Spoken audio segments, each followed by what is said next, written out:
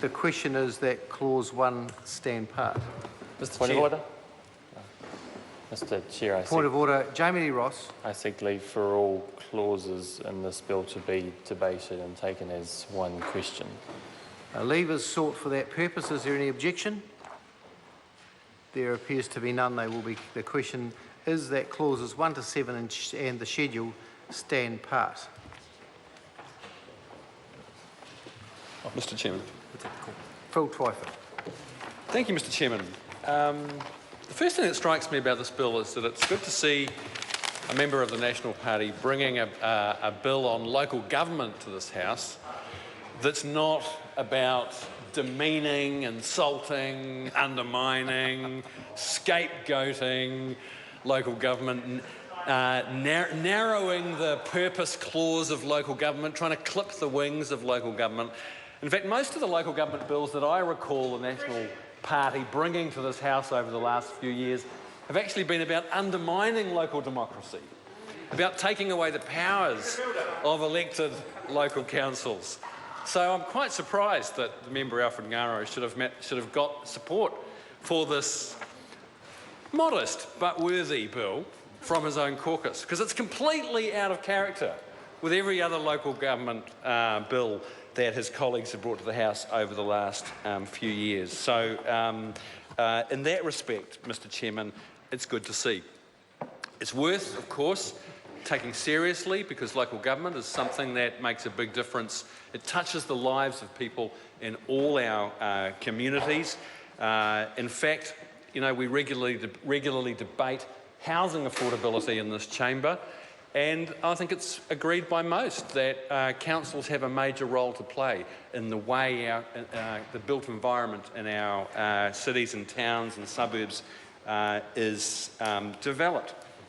Roads and public transport, incredibly important matters, and in their responsibility for local roads and much of the public transport infrastructure, councils have an extremely important role to play. Not to mention the water quality of our rivers and streams, waste management, parks and open spaces, libraries, you name it. Councils play a vital role in all of our communities. So it's refreshing to see this bill attempt to improve and fine-tune the rules relating to electoral democracy, particularly with this bill in relation to the local boards that are such an important feature of the amalgamated Auckland Council that was put in place by Rodney Hyde. Remember Rodney Hyde? Seems so long ago, Rodney Hyde. That's right.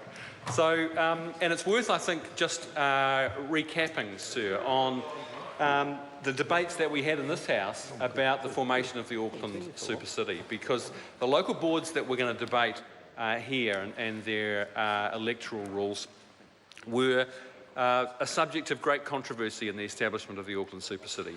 And there was much argument about whether or not the local boards should be bigger and therefore have more critical mass and more resources, or whether they should be smaller. And some argued that the smaller they were, the closer they would be to their communities.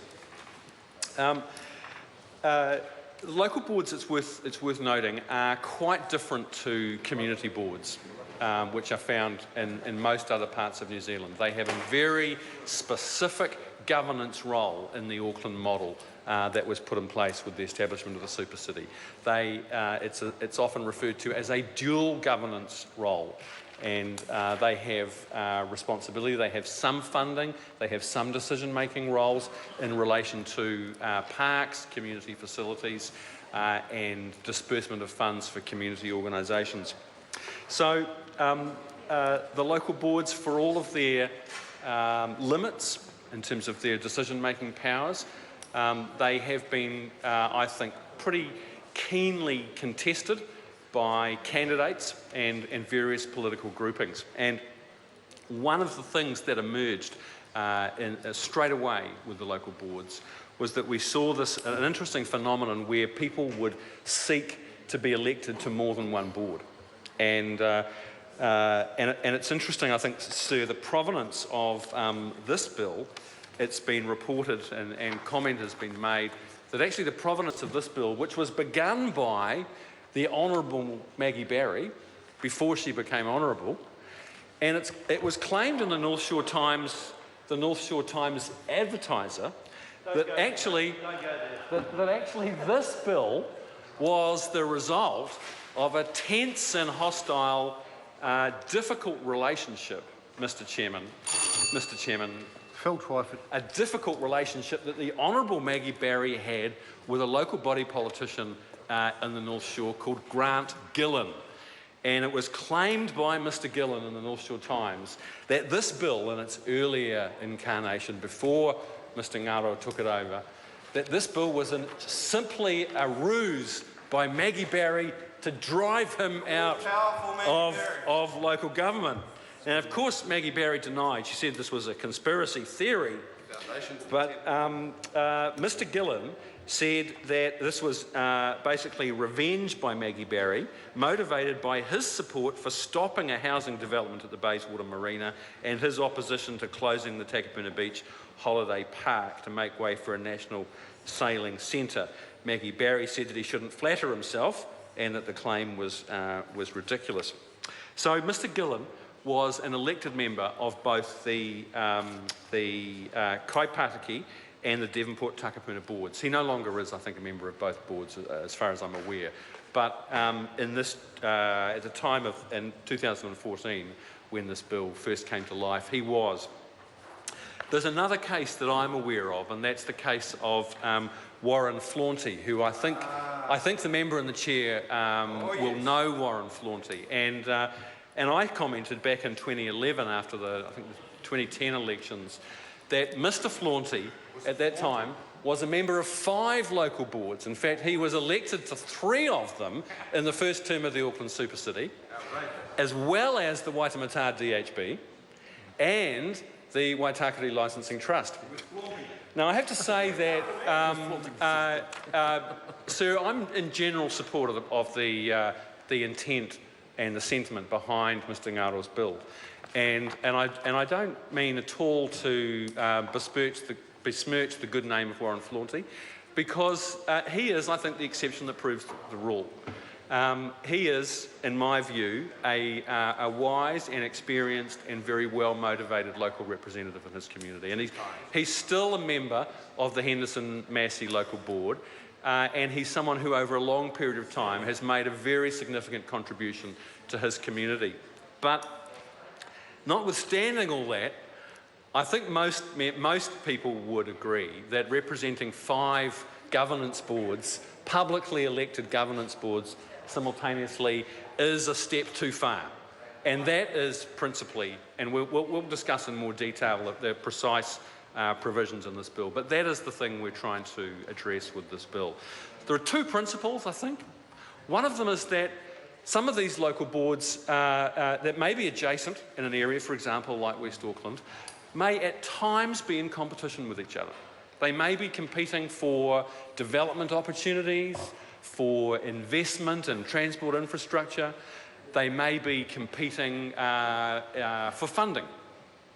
And I think it's hard to argue with the thesis that an elected member who serves on a number of these boards is in grave danger of being in a situation of conflict of interest. And that's the last thing I think that electors would want to see. The other principle that, and I'd be interested to hear the member responsible for this bill commenting on this. The other thing is that it's at least a part-time job to be a member of one of these local boards. There's a salary of something like, I think the high 30s, possibly in the early 40s, $1,000 a year. It's at least a 20-hour a week. And in fact, I know many of the elected members work full-time. They've got policy workshops, they've got briefings, public forums, and they are politicians. They are elected representatives. So they have to, if they're going to do their job properly, they have to spend time in the community, as we do as local members of parliament, listening to people, taking up people's issues, helping to solve problems and providing leadership in the community. Is it possible to do all that, to undertake that kind of workload and those responsibilities for 5 different elected boards simultaneously. I doubt it, sir. I doubt it. So if we go back to the case of Mr Flaunty, under Mr Ngaro's bill, he would be able to continue to represent 3 boards. He's still a member of the Waitemata Local Board. He is still an elected member of the Waitakere Licensing Trust, but he would only be able to represent 1 local board. And I think that that is probably appropriate. I think it's a pretty good analogy to imagine as local members of parliament, how would the voting public feel if we were able to stand for election in more than 1 electorate? I think, it would be seen as kind of absurd if we did that, sir. Alfred Ngaro.